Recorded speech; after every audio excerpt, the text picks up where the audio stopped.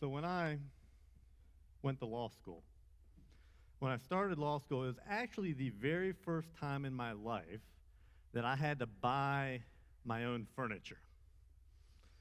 I had an apartment, and it needed to be furnished. And that furniture included a bed, a mattress, and a box spring. And I'll tell you, as a poor going into law school student, I didn't get the high dollar stuff. It did its job. It was a place where I could lay down and sleep. But man, was it not comfortable. When Amy and I got married, we continued to use that same mattress and box spring because at that point, we were a poor married couple. Amy didn't like it. To be honest with you, I didn't like it. It wasn't comfortable. But we kept using that same mattress and box spring for a while. But then as we got a little bit older, we started getting a little bit of money, we went mattress shopping. And there was this mattress that we laid on in the store, and it felt like it was the most comfortable thing. Now, that's probably in comparison to that mattress that I had before, and we spent the money on it. It wasn't cheap, but we got it. And wouldn't you know that after a month or two, that was the most uncomfortable mattress? It was just miserable. But we had spent the money on it. And you know, when you buy it yourself, when you put your hard-earned dollars into it, you tend to hold on to it a little bit longer. It's harder. I mean, it would have been easy to say, well, we made a bad decision, let's go get another one. But we didn't. We kept sleeping on that mattress, and it was pretty miserable. And I'll be honest, what we ended up doing with it, we moved that mattress to the guest bedroom. And that old mattress that I had from law school, we moved it back into the master bedroom for a while. We still own that second mattress. It's still in our guest room. But eventually, we got rid of that really old, uncomfortable mattress from when I went to law school. And we got a much better one, which suits us at this time. But you know, that idea of when you use your own money, you hold on to it. Maybe it lasts longer because it's a little bit better quality, but it's just hard to get rid of that. It's hard to get rid of it, and that explains that age-old question. Why do old people have such ugly and outdated furniture? You know what I mean.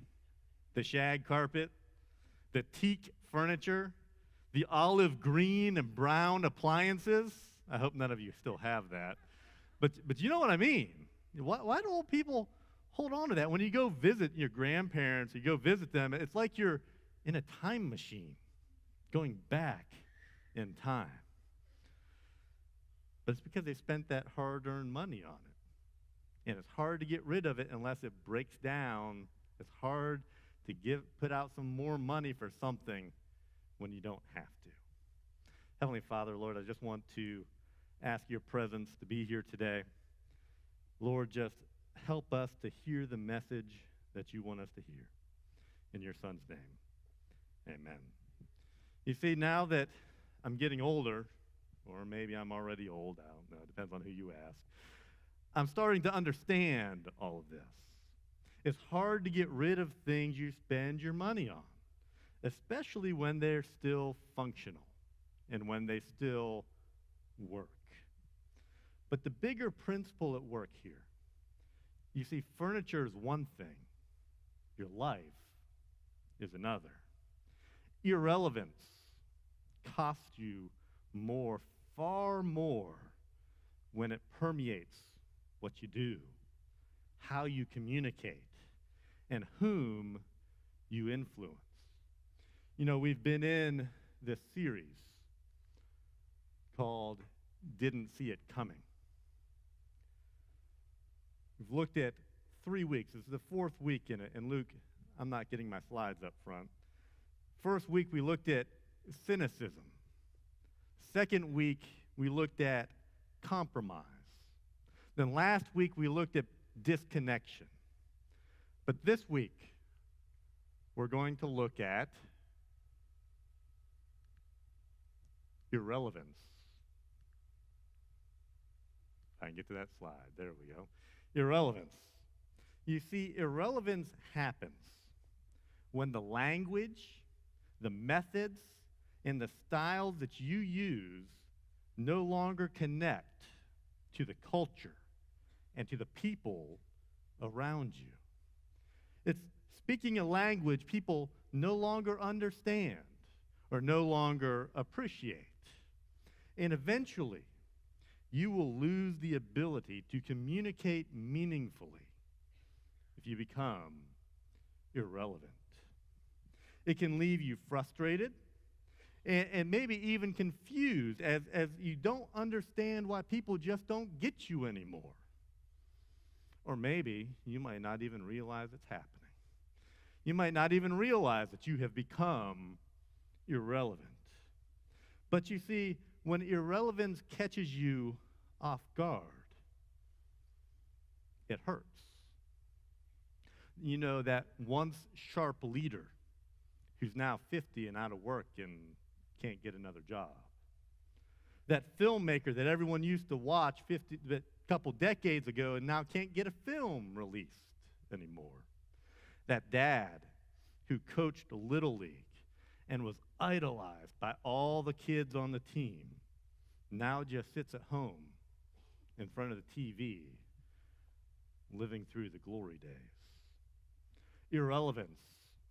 It can be cruel as it silently squanders your influence. We spend a lot of money, a lot of time, and a lot of energy trying to gain influence when we're younger. But irrelevance sabotages that influence. Rick Warren said this. See whether I can get to the slide.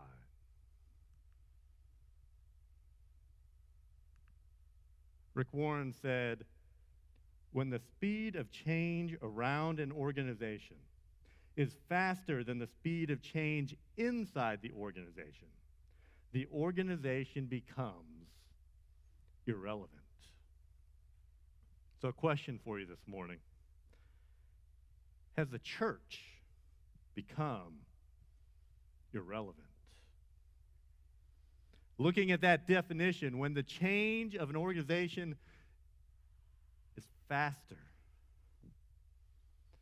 is the culture changing faster than we are? And I think if we're honest, we all would say yes. You see, the bigger the gap, the more irrelevant you are. So what's changing faster? You or the culture? Assuming that you're honest, culture is moving a lot faster than we are. And the fastest path to irrelevance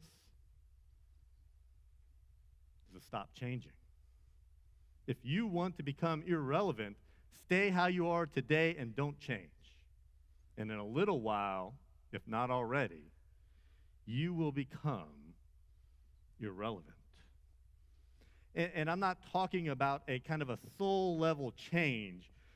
The goal is not to chase after culture. The goal is to understand the culture well enough so that you can speak into it. And that requires change and adaptation. So how do we become irrelevant? Let me use music as an example. You see, I was reading this article, and it said that your musical preference is forged between the ages of 16 and 24. That between 16 and 24, that's when your musical preference is forged. And that's why you see 50-year-olds still have a mullet. That's why you see 75-year-olds who are still deadheads, because your musical preference is forged between 16 and 24. So I want you to think for a second. Take a look at your musical tastes. And I bet it's true, even though it may have slightly changed. If you grew up liking U2, you probably still like U2, but you also might like a newer group that is kind of in the same mold, Coldplay. If you grew up liking Blink 182, you might also like Imagine Dragons. If you grew up liking the Backstreet Boys, you are probably a Bieber fan. You see, the sound that satisfies your pleasure center in your brain doesn't change that much with age. So why is that important? Because left to ourselves, we will live in the decade where a lot of our tastes, a lot of our knowledge, and a lot of our experiences have been shaped. We will pick an era that we love, and for the most part, we stay there. We're more comfortable there. We're more comfortable with what we already know. So, you might know all of the movie references from a movie in your formative years. Don't ask me about Hoosiers. I can pretty much repeat it to you. But you probably might not know a single nominee for Best Picture last year. I don't. You might know every single player from your favorite team growing up. But if a current player walked by you on the street, you might not even recognize them. Businesses that have that same decor that is straight out of the 80s and the 90s. So another question for you. What decade or year did you freeze in? You see, culture, on the other hand, culture never asks our permission to change. Irrelevance is a natural drift in most of our lives. But culture doesn't stop changing, and it doesn't ask our permission to change.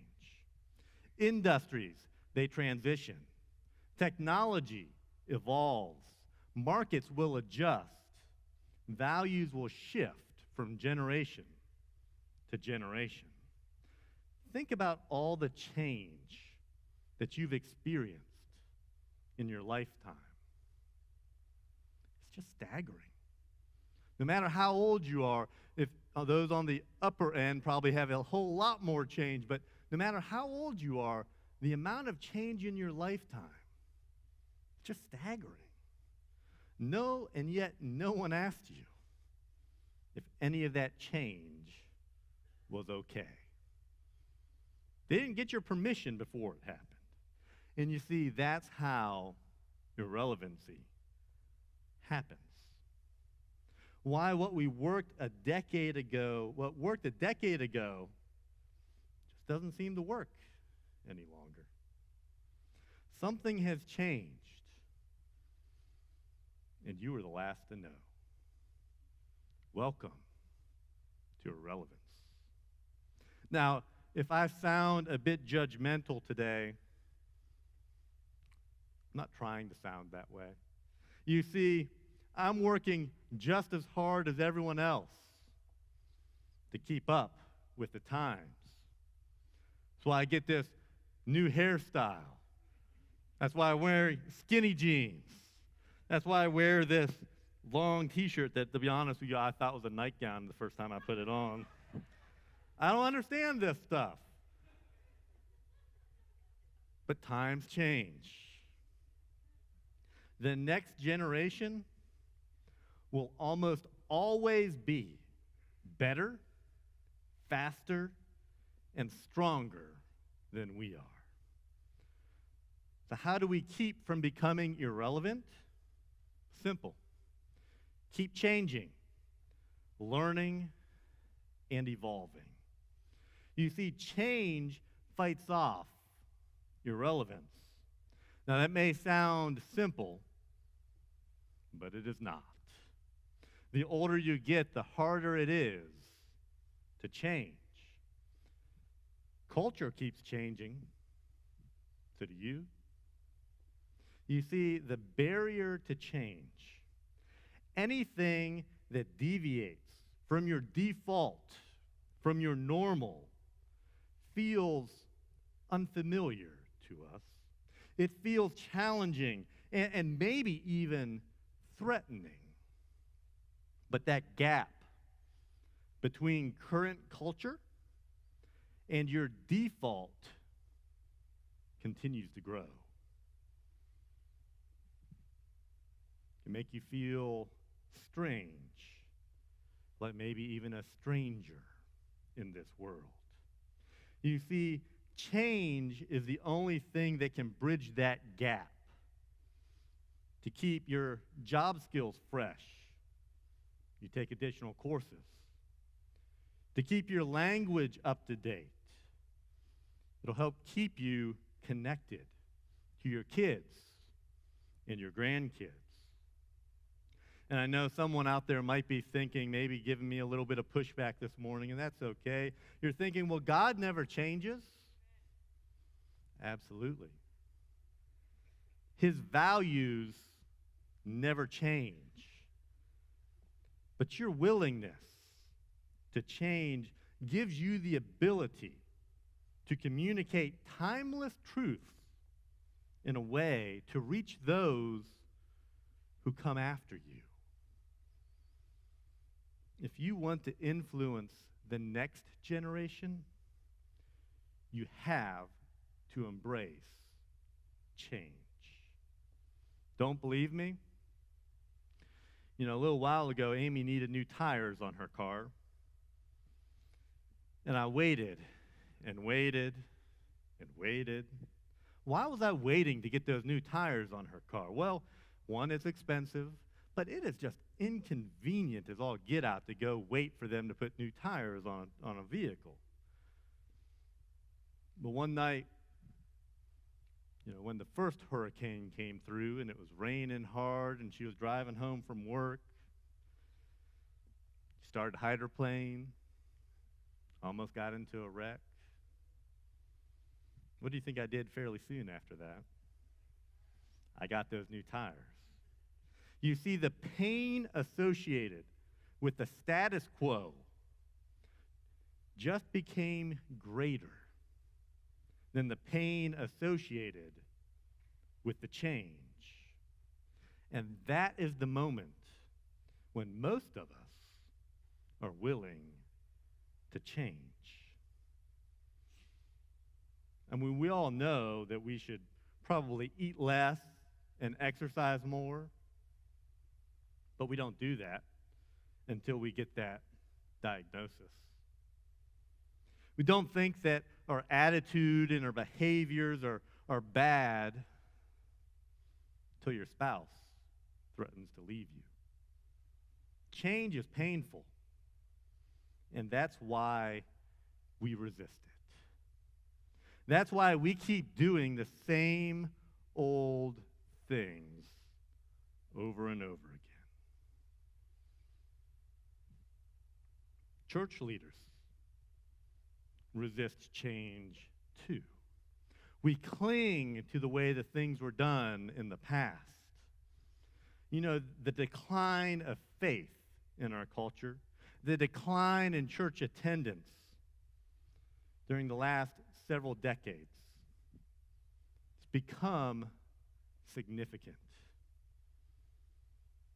The relevance of the church in general has also suffered. Just because God doesn't change does not give us license to not change either. If we don't continue to change, we will eventually become irrelevant. If you don't believe me, think about these companies: Kodak, Blockbuster Video, Polaroid, Compact Computers, Borders Bookstores, Pontiac, Oldsmobile. Think about Kodak for a second. You see, at Kodak, there's this fight, an internal fight within the community between the print division that printed photos and the digital division, which had foresight and knowledge that, wait a minute, maybe this digital photo thing might actually take off. In fact, Kodak created the very first website for digital photos. But you see, they created it not so that people could share photos. They created it so that you could then print them. That internal fight about who was the most important within the company. They resisted change. They were using that new technology, a website where you could upload digital photos, that used that new technology to prop up an old model. And ultimately, Kodak decided that they were a film business instead of a photography business. They chose the wrong business. They're no longer in existence as a result. And it's odd because Kodak invented digital photography. So what killed Kodak? Instagram. You see, when the game changes that drastically, those who refuse to change will die.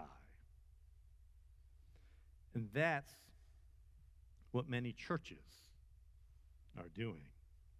They're using new technology, but they're using it to prop up an old model. And by doing so, risk death by refusing to change. There are three principles of why we resist change, the change needed to stay relevant. The first principle is that you aren't opposed to change. You're opposed to change that you didn't think of. You see, change happens in two separate ways. It's either externally imposed on you, or it's internally driven. Internally driven change is a lot easier to deal with because it's change that we've come up with, that we've devised. You already wanted to do it, so it's easy to deal with that change. Perhaps that change is that you wanted to read a book more often. Maybe you wanted to take some course on leadership. Maybe you wanted to start getting to work a little bit earlier and develop new friendships. But you see, that external change, when someone else decides for you that you have to be at work at 8 a.m., for some reason it's completely different than if you had decided that you wanted to start getting to work earlier at, say, 8 a.m. One of them you're okay with. The other one you're not happy with. You see, as cultural and social changes are externally imposed upon us, it's beyond our control. All of those external changes we have no control over. And when you can't control it, our tendency is to ignore it, to resist it, or to fight against it. The second principle about why we resist change is that you crave what you already like. You will never crave food that you've never tried. It's impossible to crave food that you've never had. We have this built-in bias to our go-to foods, our comfort foods. Maybe it's work patterns, life habits. maybe even other preferences that operate the exact same way. We repeat what's already proven to be successful. But different, new methods, they don't look appealing to us. You see, you are more likely to listen to that one CD that you really like over and over and over again, rather than listening to music you've never heard before. You're more likely to buy clothing, like the clothing you already have in your closet, because you know you like that clothing, so you buy clothing that looks the exact same. We crave what we already like. And change is hard.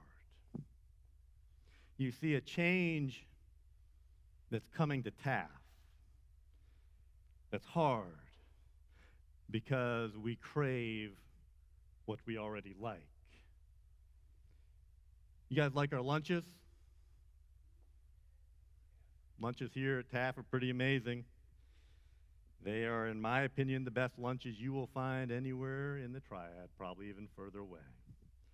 But some change is coming to our lunches. You see, there's been one lady who's lifted up those lunches pretty much on her back, has made them successful. And it's not just the food, it's the fellowship that goes along with the food. And I wish she was here this morning, because I'd love to get everyone to give her a little bit of props, but maybe she's watching, or maybe she can watch a little bit later. Jean.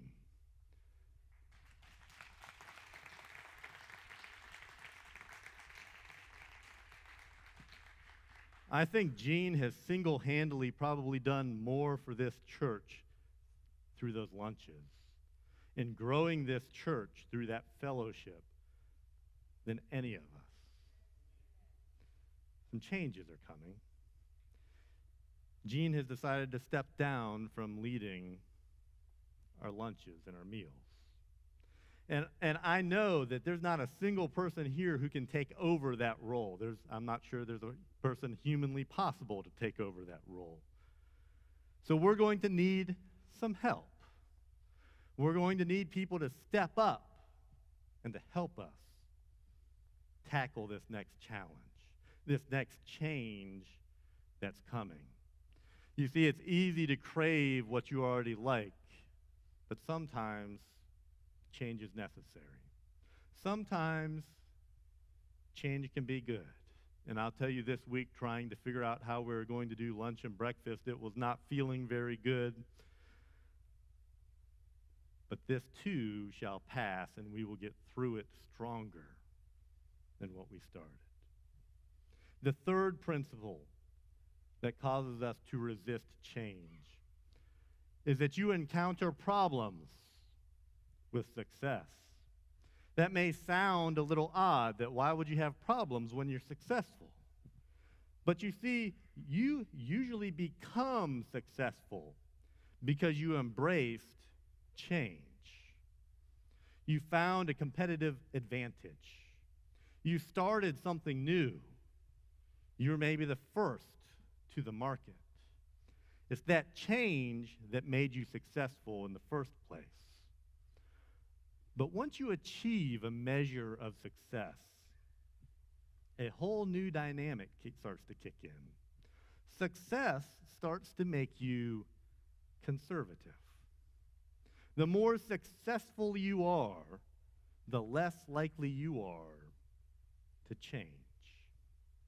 You know, what made Taft successful at the beginning is that we changed the way church was done. The way church was done in this area, nobody was doing it like we are doing it, and that is why we have grown. But if we stay how we are, if we don't continue to change, people will catch up to us. We will stop to be as relevant. And eventually, even us will become irrelevant. Sometimes some changes we make may not succeed, and that's okay. but we have to keep changing. We have to keep changing in order to be relevant. Once success arrives, it's easy to say, well, we have to preserve it. Because you now have something to preserve. You see, when we first started, we had no money. We had no members. It was easy to do things radically then, because what do you lose? Now we got a bunch of members. Now we have a budget. Now we have stuff that we can lose. Maybe it's your strategies and tactics, practices and habits, maybe even your reputation within the community. You see, you become far less open to change. You don't want to mess up a good thing, so you stick to what you've already done. You stick to what made you successful, but culture keeps changing. You see, that model is exactly how successful organizations have become irrelevant. Think about a shopping mall. People who own shopping malls never thought that they would go out of business, never thought that people would stop coming to shop. That is until Amazon showed up. And now malls are struggling. Now malls are shutting down. Success often causes those who were once bold and brazen to become complacent and even fearful. It's often true for individuals as well. You know that thinking, don't rock the boat, just stay the course. Most people just don't see it coming, as the name of this series says. But the greatest enemy of your future success might be your current success. If the antidote to irrelevance is change, what does that change look like? I want to give you 4 insights, 4 strategies to make sure that you have the ability to stay current. The first of those strategies is to love the mission more than the methods. You see, most of life is divided into either mission or methods. Mission's the big idea. It's about what you want to accomplish. And the mission at TAF is to spread the love and saving grace of Jesus Christ. That is the mission. The methods, smaller by nature, should be subservient to the mission. It's what helps you to achieve that mission. To be successful, your methods must serve your mission. Now, often they will work in harmony together. Often they will build each other up. But sometimes they can compete with each other. So if you're starting to miss goals for your mission, the route isn't to then change the mission to match your methods. You need to change your methods to match your mission. The challenge is that people fall in love with the methods more so than the mission. We love the way we do things, the methods that we do things. But if those methods stop working, do we change the mission and just keep on doing the same thing over and over again, or do we change the methods to lift up the mission? The methods should constantly be changing over time so that you can better accomplish your mission. Better accomplish your mission financially, relationally, spiritually, even physically. So if your methods are more important than your mission, when that happens, you become irrelevant. The second strategy is to get radical. Let's be honest, we live in an era of radical cultural change that we didn't create and we cannot control.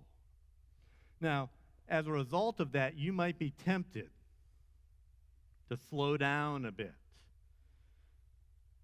to be a little bit more conservative in your change, to try and find a middle ground. And I understand that. I get that. And quite frankly, that's better than not changing at all. You see, if I watch what I eat and I exercise, but I consume the exact same number of calories that I burn, I'm not going to lose weight. Now, that's better than gaining weight, but it's not the best thing for my health. And that's the problem with minimal effort and minimal change. Incremental change brings incremental results. And generally that inspires no one. You see, most churches are happy with this, though. They're happy with incremental changes because it's not hard. It's easy to do. But radical changes bring radical results. If we want to radically change the community that we live in, it's going to take some radical changes. In a rapidly changing world, small amounts of incremental change, it's just not enough. The third strategy is to become a student of culture. Regardless of your personal preferences, and even if you dislike current culture, you can still be a student of it. You see, I have to work harder year after year at this. When I teach at High Point University, some of the analogies that I use, the students don't get them anymore. The stories that I tell, they just don't understand them anymore, and I start to realize just how old I am. We have to be a student of culture. I need to figure out what they're dealing with in their life so that I can use current language and current examples to reach them. My preference in music, I fully admit, it's not current. I probably wouldn't recognize half of the music, well, probably 99% of the music on the top 40 chart.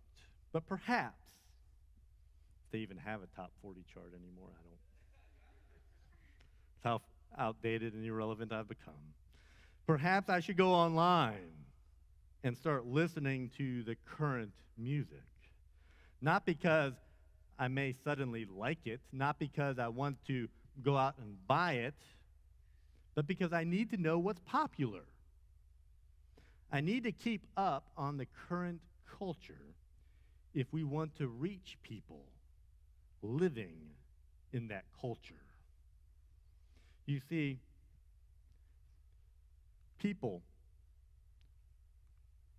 who don't understand today's culture will never be able to speak into that culture. Now, that doesn't mean that you have to agree with it,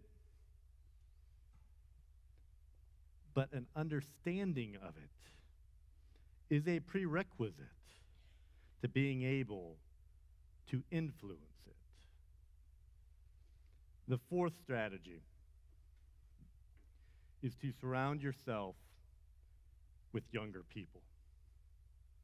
And that's another way to make sure that you stay relevant, is to constantly have younger people in your life. And again, it's one of the reasons why I enjoy teaching. As I sit there and teach students and college students and just listen to them and learn from them, it helps me to stay relevant. So when we build a team, we need to make sure that we include young adults on that team. And let's be honest, that's an issue within the church world. Not many young adults are included in leadership in most churches. And even when you do have young adults on a church board, the temptation is to teach them everything that you've already learned so that they can become like you. But you see, it is much better to listen as much as you speak and to learn as much as you teach. We need young people to hold key positions in the church because they are the key to the church's future. And that's something that, quite frankly, we can probably work on better here at Taft. You know, there's a time when a pretty good size of our leadership team were young adults, but then we had some people move away, we had some people take a sabbatical, we had some people step down, and now there's not that many young people on that leadership team. But we need them. We need them so that we can stay relevant. So, what do you do if you're on the older age of the spectrum? What do you do with all of your accumulated life experience? You use it, and you use it wisely. They say that between the ages of 45 and 75, those will be your most productive years or your most irrelevant years.